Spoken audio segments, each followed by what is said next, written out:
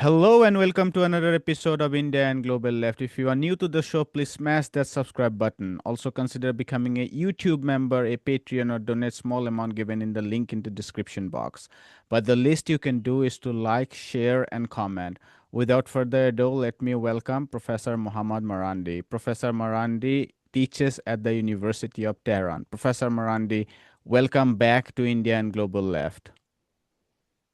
Thank you very much for inviting me again. If you could give us your first impression of the fifth round of nuclear talks between United States and Iran, which was just concluded, there are some positive comments. Foreign Minister Abbas Araghchi of Iran said that the United States, the Americans were professional in their conduct during the negotiations, which might be rare given what we saw in the White House with President Ramaphosa, the South African president. But what's your first impression?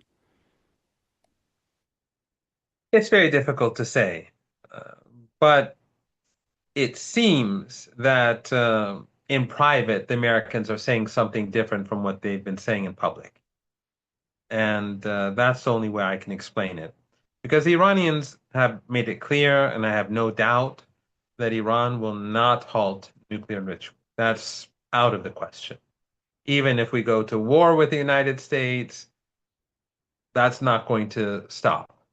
And of course, I don't believe there will be war. War means that the United States will have to bring 1.5 million troops to the region.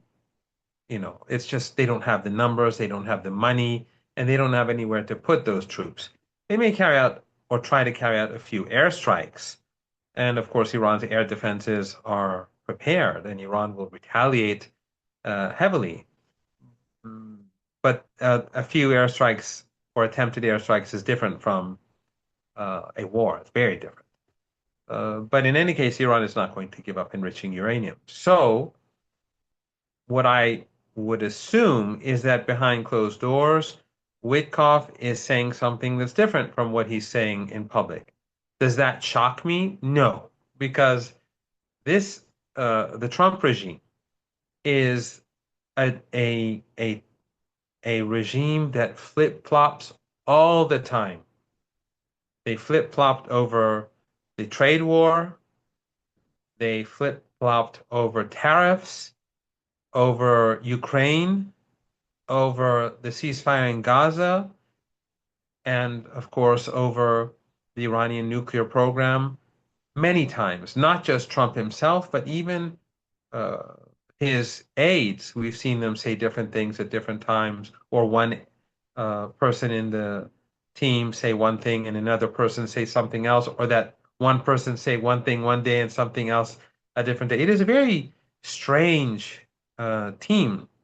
I know that Trump likes to call it strategic uncertainty, if I'm not mistaken, but it's definitely not strategic and it's not uncertain. It is chaotic, it is a mess, and it does raise questions that even if the United States does come to some sort of decent agreement with Iran, who's to say that the next day we won't wake up to a new social media post, Truth Social, of Trump's and see that he's wrecked the deal altogether? We just learned that Trump has threatened iPhone, or Apple. And their production of the iPhone. He's threatened the European Union. All of this within the last few hours. So this is a big mess, and I don't think that the Iranians well, any of us can predict what will happen in the days and weeks ahead when it comes to the nuclear negotiations, when it comes to Ukraine, when it comes to the tariff war, when it comes to anything that has to do with Trump. Talking about behind closed doors, I want you to talk us about Israel, of course, because 3 days ago, CNN published a detailed report saying that the Israelis are secretly planning to strike Iran.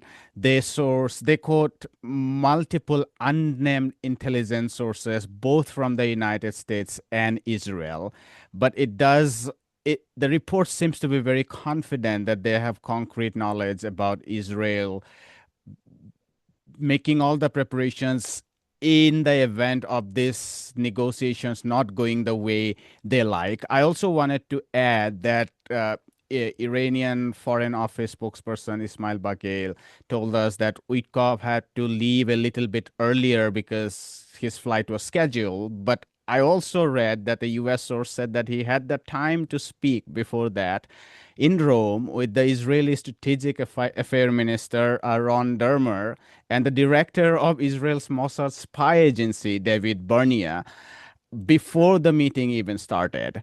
So, talk us about how much hostage the Zionist lobby is trying to keep insofar as this deal is going forward. Well, the United States or the Trump regime and the Biden regime were both hostages on, throughout the last 20 months. And they've been executing a Holocaust alongside the Israelis, something that we haven't seen since well, actually, we've never seen such a thing happen in human history when such a genocide has been carried out in front of the global population 24 hours a day, every day.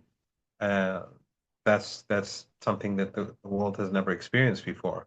I would imagine that Washington recognizes that this has destroyed U.S. credibility. It has destroyed the image of the United States and the collective West. So I would assume they do recognize that they are hostages of the Zionist lobby and the neocons who are willing to sacrifice the United States for the Israeli regime. Um, Now, to what degree are they um, forced to obey the Zionist lobby? That's an open question. We don't know what goes on behind closed doors, but we know that they have huge influence. However, there are a couple of things here. One is that the Iranians have said very clearly that no enrichment means no deal, and there's nothing ambiguous about that. There's no ambiguity here. And so no matter what the Israelis say, the Israeli regime, whatever their officials say, if the Americans don't come to terms with this reality, there's not going to be a deal. So they have to make a choice, either uh, raise the stakes or to accept a meaningful deal. That's the choice that the Americans have to make. The second, which I think is uh, even more important, is that this is not leaked information by the Israelis, or the Americans have not discovered this. American intelligence agencies haven't discovered this. The Israeli regime, if they want to carry out an attack, they're going to have to do it with the Americans. They cannot carry out an attack without the Americans. The last time when they struck Iran and they carried out a major airstrike, which largely failed a few months ago, the Americans were deeply involved, and their radar bases in Turkey across the Persian Gulf were key. Their refueling capabilities were key. So without the American presence, the Israeli regime wouldn't have been able to carry out an airstrike of any a meaningful airstrike. So right now, the Americans, I have no doubt that if there is any such plan, the Americans are involved. It's not as if they're trying to figure it out and then they leak it to the CNN. So why would they pretend that they are discovering this information and then they leak this discovery to CNN? They want to keep a distance between themselves and the Israeli regime for the time being, and I think they also want to put pressure on Iran and to create fear in Iran among ordinary Iranians that an airstrike may take place. But that's not going to have any impact at all. The Iranians have already said that the red line is enrichment. And there is a good reason for this. There's more than one reason. One is that in the past, when Iran needed enriched uranium at 20% for the Tehran experimental reactor, uses medical isotopes for hundreds of thousands of cancer patients. every year, the Americans prevented Iran from importing the uranium. So the United States weaponized nuclear fuel to kill Iranian cancer patients in order to put pressure on the Iranian government. Also, the Americans, at one point, the Iranians had a shortage of gasoline. They weren't producing enough gasoline because in Iran, gasoline is heavily subsidized. So the consumption is very high. It's, I think, 1 or 2 cents a liter, between 1 and 2 cents a liter, which is, I'm sure your audience would be shocked, but that's just how it is. So it's heavily subsidized. Gasoline in Iran is almost free, and you can imagine how much that encourages people to consume. So for a period of time, the Iranians had a shortage of gasoline, and they had to import it, which is very expensive, by the way. But the Americans wanted to block Iranian imports of gasoline because gasoline is what fuels the economy. So the Americans wanted to create a shortage of energy in the country to create an economic crisis. Well, the Iranians quickly went and developed more refinery capabilities, but the point is that the Iranians are very sensitive about being vulnerable to the United States on anything that has to do with fuel. And enrichment also has to do very much not only with the Tehran experimental reactor and producing medical isotopes, but it is used for ordinary nuclear power plants. And Iran has one. And Iran is planning to develop a host of power plants, especially not just for electricity, but for desalination, because there is a shortage of water. And Iran has many major projects to use water from the Persian Gulf and the Indian Ocean. Uh, and desalinate it and take it to cities in central Iran which have a shortage of water. So Iran is planning to build a host of power plants. Now, if Iran is not, if it's not sure about its uh, energy, about its fuel for those power plants, then that could create another crisis. So Iran has to have the ability to produce fuel for its nuclear power plant and in future its nuclear power plants, and also to be able to produce um, medical isotopes and other things. It's used in agriculture. It's nuclear energy is used for many things, industry. So the point is that Iran does not want to be vulnerable to the United States because the United States is a brutal regime. It will do anything to hurt a nation in order to get its way. We see what they're doing in Gaza. The Americans are more than willing to exterminate the Palestinian people in order to get their way. So Iran knows that it is facing a brutal and barbaric enemy, and that it has to have the ability to protect itself, and therefore it has to make the fuel cycle indigenous. I think this is absolutely critical.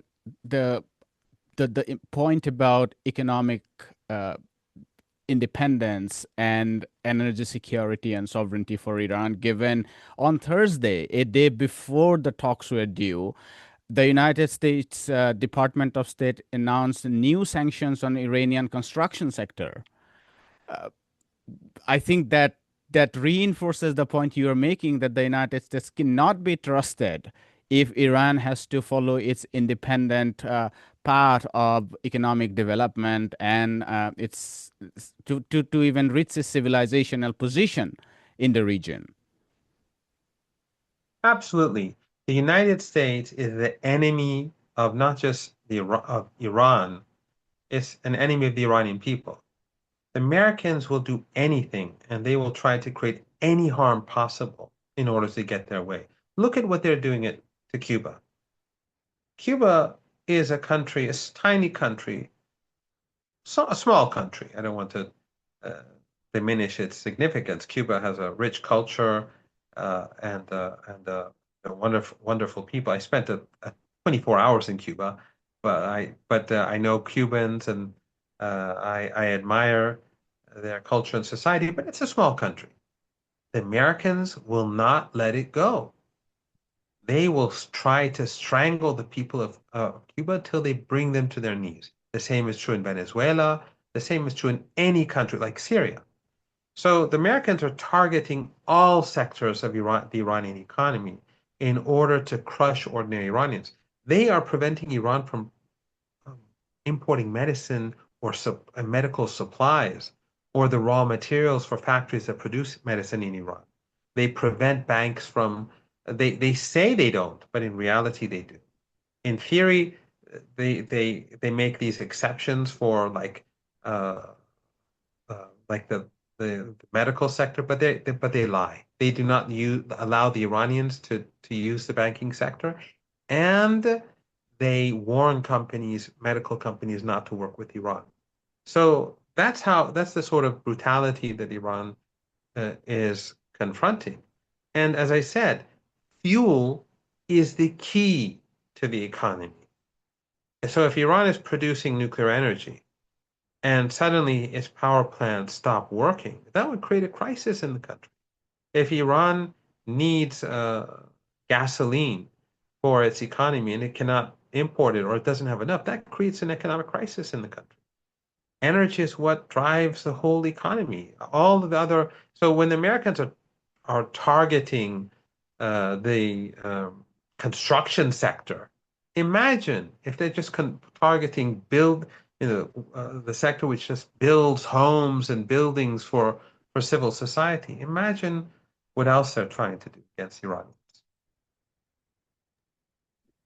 And given South Korea is now producing so much nuclear and energy, now recently, I'm not sure if you read it, German chancellor said that we would not object to anything about France producing more and more nuclear energy. This has been a matter of great debate even within Germany. And now that they have committed the suicide of warring with Russia, there are more vocal voices now within Germany that it was another suicide to give up on our nuclear program because they don't have energy security. I want to come back to a point you made earlier that the Israelis need the Americans if they have to think about this misadventure of militarily engage with Iran.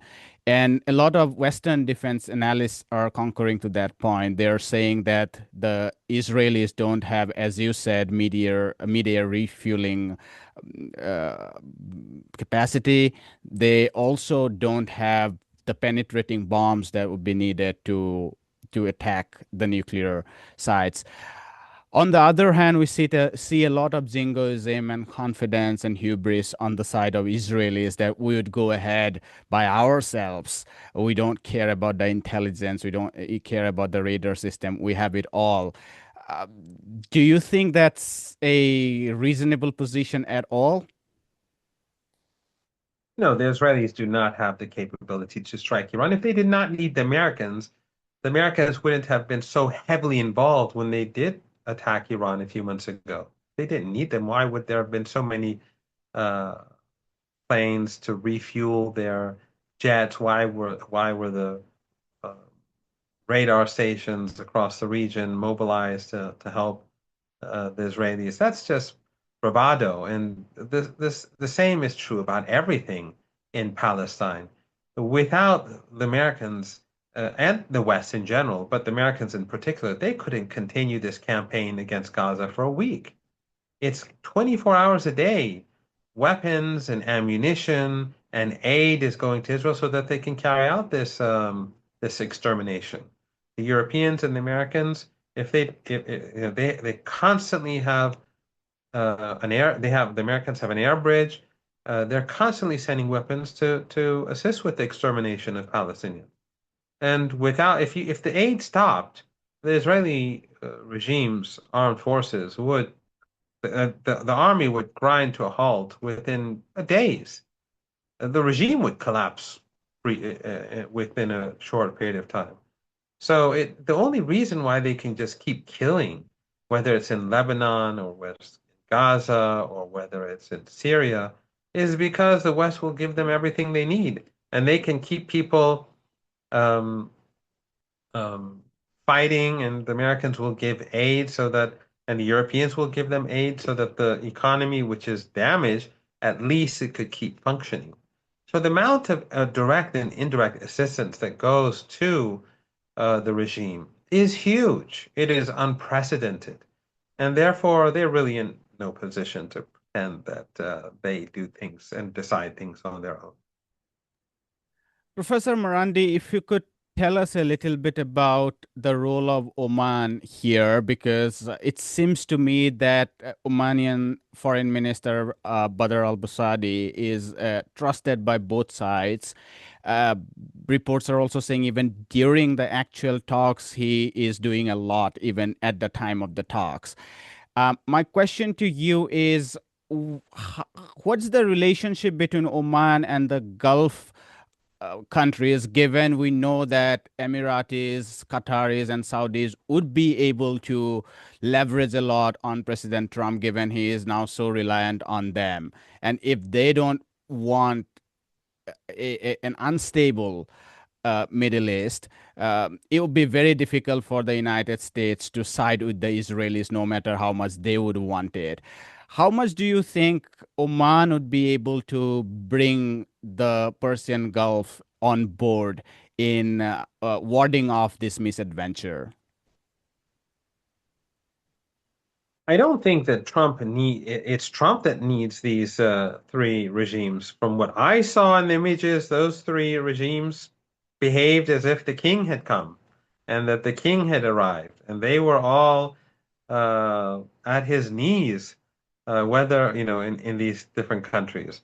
And some of the images were quite ridiculous, especially some of them that came out of the Emirates, uh, with the women, I don't know, shaking their heads or whatever it was. But Yeah, the that countries across, directly fits into that Orientalist image. oh, absolutely. It was quite disturbing, some of the image in general, and Serbians to Trump, and the fact that he was milking them in front of the eyes of the world, milking them for money that we know they don't have. None of them have that sort of money. But the way in which they treated him uh, was like just very, very, very odd. But in any case, um, Iran's relationship with, and by the way, none of the countries in the Persian Gulf region won. They, in the past, they did a decade ago, and we know from, or more than a decade, we know from WikiLeaks that they were saying cut off the head of the snake. But now, with the rise of Iran's military capabilities and Iran's advancements, especially in high-tech areas, and we know that through its drone and missile capability, and we saw how the Iranians fired almost 200 missiles towards Israel. The Israeli regime couldn't stop but a few of them. And it wasn't even the Israelis, it was a combination of the Americans and the Europeans. Everyone mobilized to block Iranian missiles, and they really couldn't do much. So I think that this shows how Iran has developed. And these countries, these family dictatorships in the Persian Gulf, they don't want war because they know that if there is a war, their regimes will collapse. They will no longer be in power. But the difference between and the Americans, by the way, they wanted the Emirates to mediate, but Iran did not accept that. In fact, I think it does show Iran's strength that the Americans wanted direct negotiations and for the negotiations to be in the Emirates.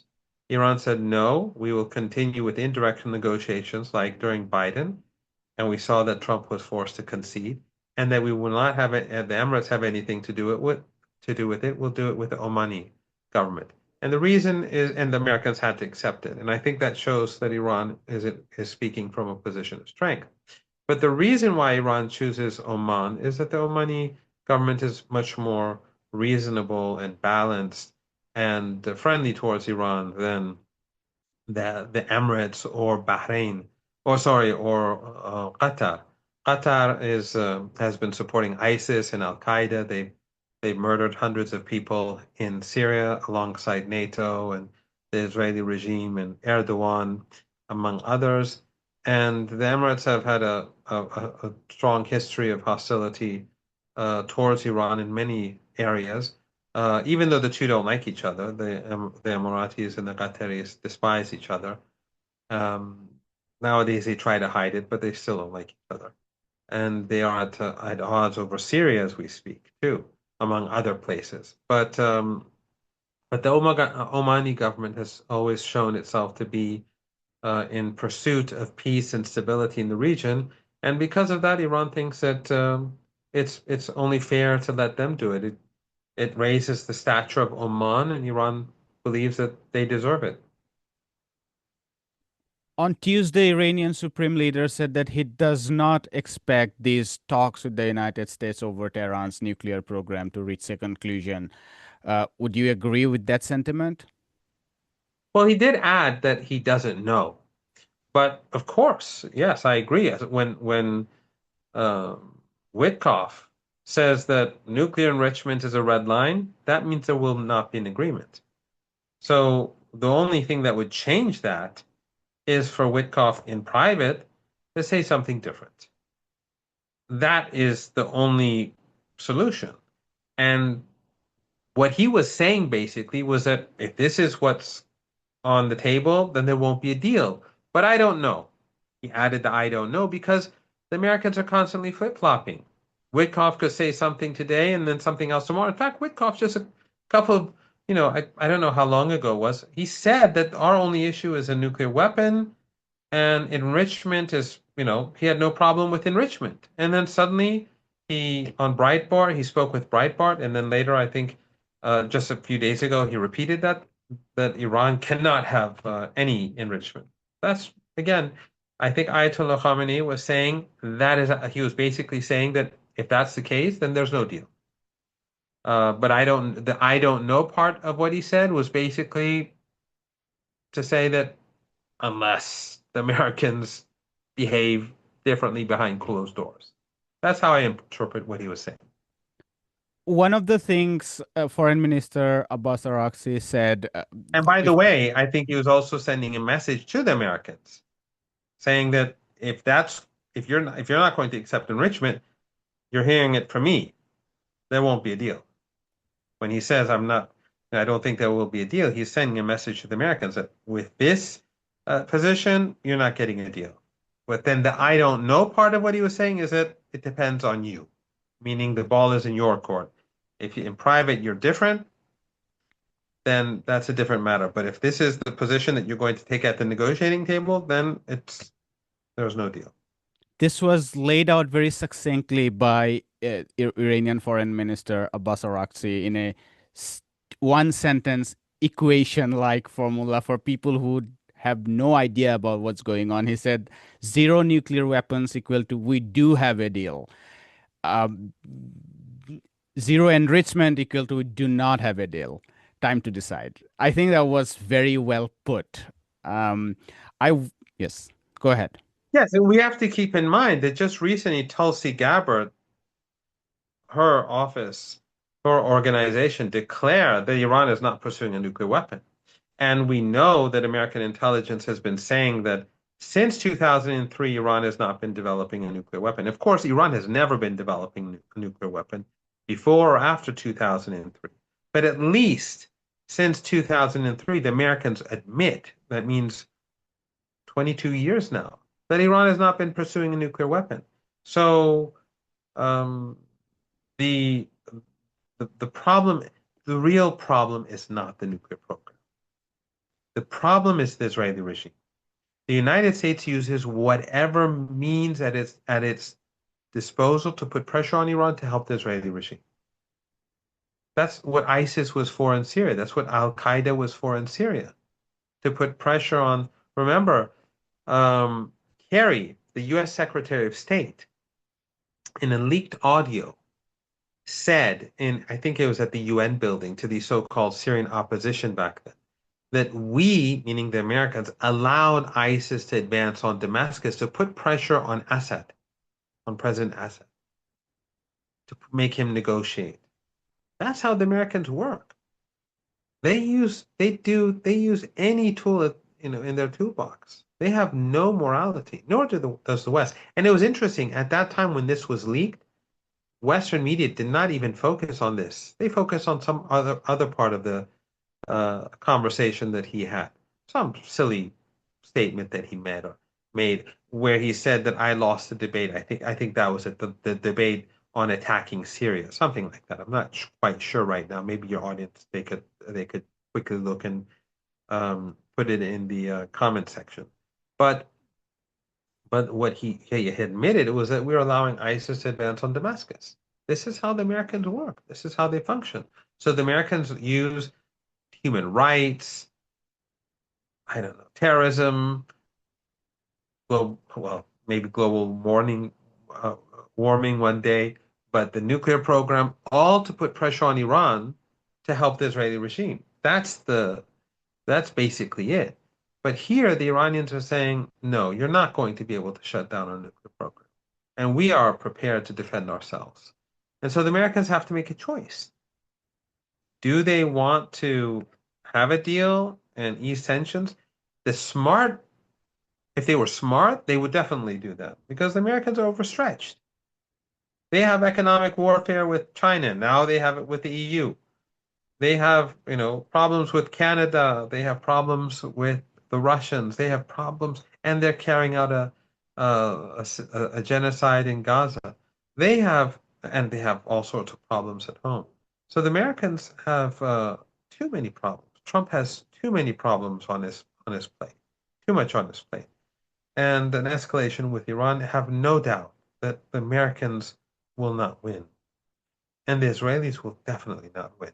They will both, either of them would lose if they push towards a military conflict with Iran. And the United States is imposing maximum pressure sanctions. And there really isn't much more they can do. They can sanction. If once I'm sanctioned, I'm sanctioned. You can sanction me under 10 different names or labels, but I'm still sanctioned. It doesn't make a difference. They can keep on adding to the sanctions regime. But the point is that Iran is still doing business. And today it's much easier for Iran to do business than 10 years ago because countries are less intimidated by the United States.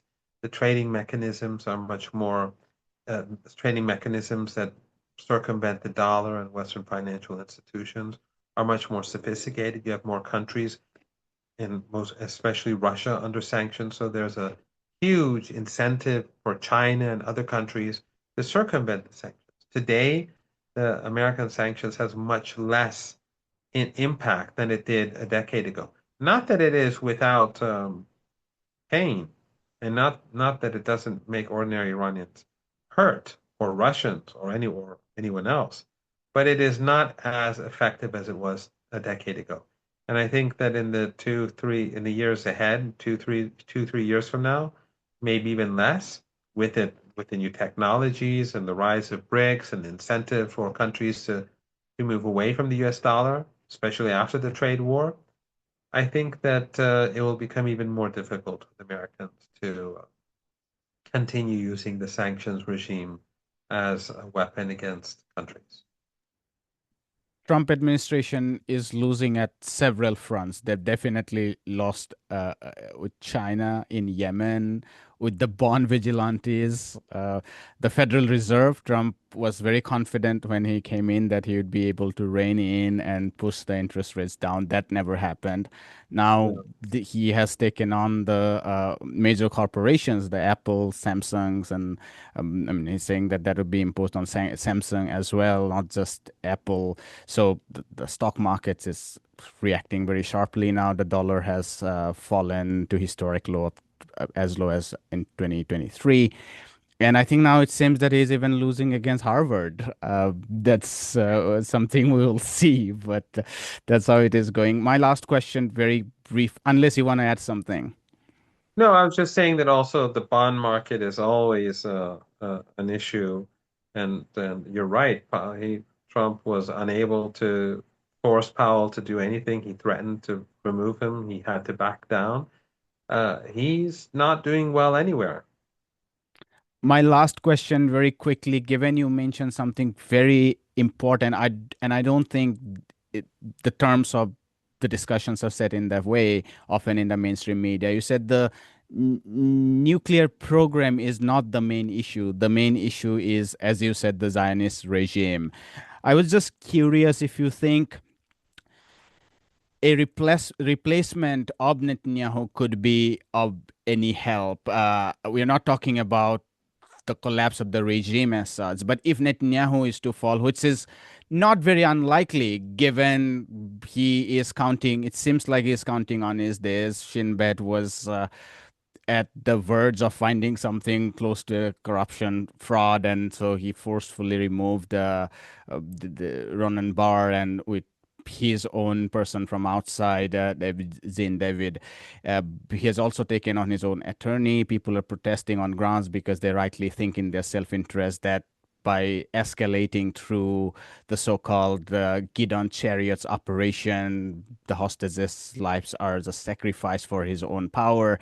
So if if hypothetically if Netanyahu falls, would that lead to any meaningful change in the relationship with Iran?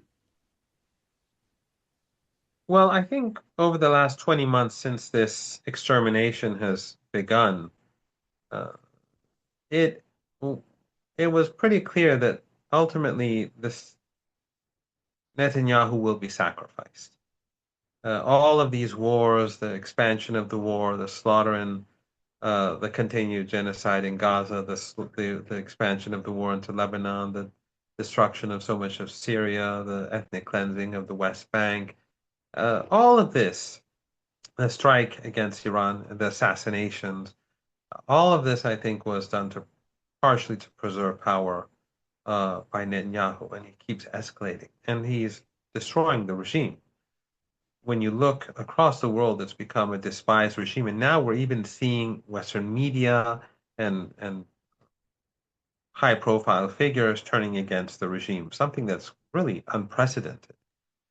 And so ultimately, I think And Netanyahu will France be. and Britain now Oh yes, condemning. and Canada. That's right. Even though at the moment it's just token, but it is significant in its own way. And that every day that this genocide continues is going to make things much worse for the regime. It's all downhill. It's delegitimized itself in the eyes of so many across the world who didn't think this way before, who didn't know the reality of this regime in the past. So I think it is inevitable that he will ultimately fall. I think it's pretty certain that that's going to be the case. And he will be scapegoated, and they'll try to say, well, Germany, the problem was Hitler, and Germany was fine, and everything was good, and it was just Hitler that did this, and no, but that's not the truth. We know from polls, just a recent poll that came out, that overwhelmingly, the Zionist population of Palestine want to completely ethnically cleanse the Palestinians from Gaza, and roughly half of them say that in cities where they take over, the population must be uh, destroyed. They must be mass. They must carry out mass murder. This is a truly sick society. This is as sick as it gets, and I don't think there's any such society anywhere else in this world, at least in contemporary history, that has such sinister thoughts predominant among its population. So I don't think there will be any real change. It may provide an excuse for or an opportunity for the regime to back down and for the West to uh, de-escalate. That is possible, but it's not going to change anything fundamentally. As I said earlier, the problem between the United States and Iran, or the problem that the United States has with Iran, is Palestine, and it is because Iran says that apartheid and ethno-supremacism must end, both within the 1967 borders and beyond the 1967 borders. That makes Iran unique among nations. Other countries, Muslim countries, non-Muslim countries, are saying that within the 1967 borders, ethno-supremacism, racism, apartheid, ethnic cleansing is okay. Outside, not such a good idea. So for the Iranians, it's they say no, this is unacceptable, and that is why the United States is so hostile. And ironically, Iran is, I would say, the one country in West Asia and North Africa where anti-Semitism and that sort of accusation doesn't work. If you look at the Iranian narrative on Palestine, they've always been very careful to make a sharp distinction between Zionism and Judaism. And you have a Jewish community in Iran. You have many synagogues. You have kosher restaurants. You have Jews invited to Iran from different parts of the world, anti-Zionist Jews. They come to conferences. They come for pilgrimage. Uh, this doesn't work, and Western media can say what it wants. But for Iran, the only thing that is important is that ethno-supremacism must end, and Jews, Christians, Muslims, and everyone in Palestine must have equal rights. This is something that is totally unacceptable in the West. The West that pretends it supports human rights, the West that until just a while back was going woke, and uh, they were willing to recognize all sorts of things in the United States, but nothing in Palestine and nothing for the Palestinian people. So that is the main issue. But the problem is that the balance of power in the world shifted away. And once upon a time, Iran was under huge pressure. Remember, when the Americans were sanctioning Iran, the global south was still weak, and Russia and China were just beginning to rise. And the United States was the hyperpower.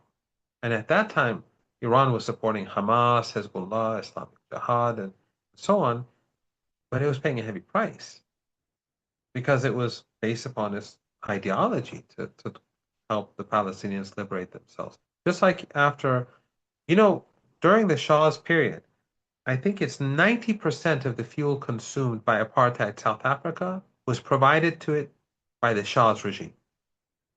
As soon as the revolution happened, all that fuel was cut off, and Iran broke off ties with the South African regime.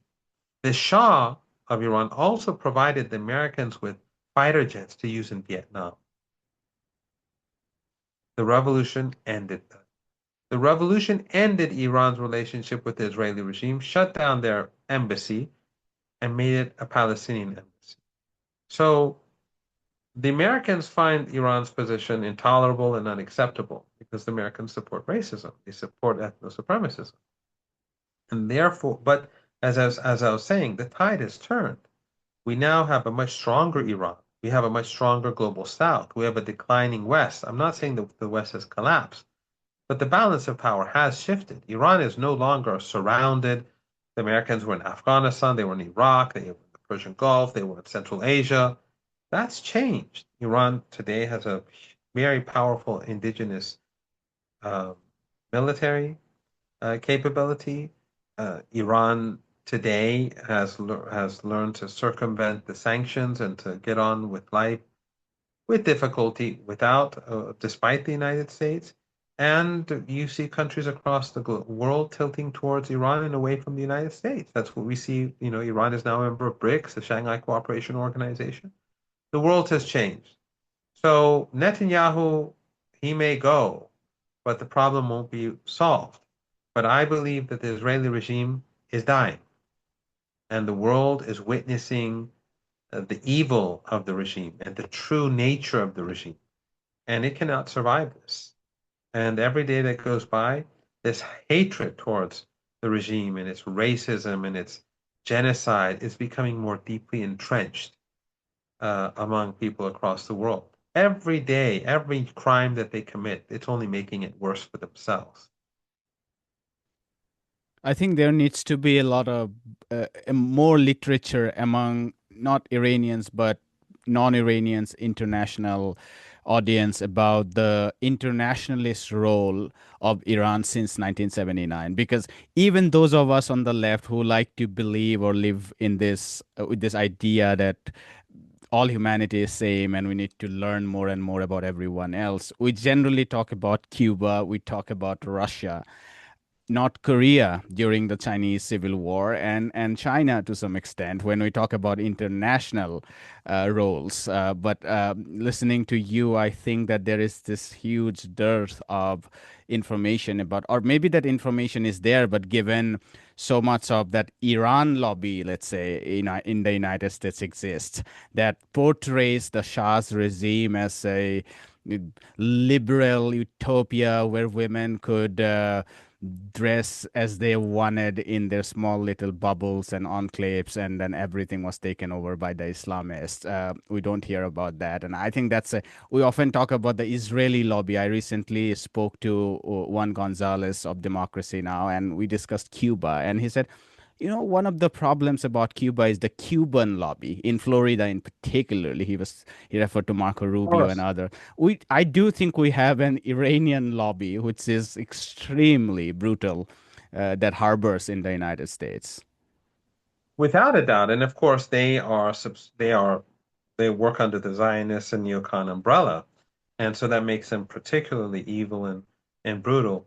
But you're right. I mean, when the United States were trying to take out Venezuela and they imposed all those sanctions, the Iranians went and helped Venezuela to restart their to fix their electrical power plants, to revive their refineries.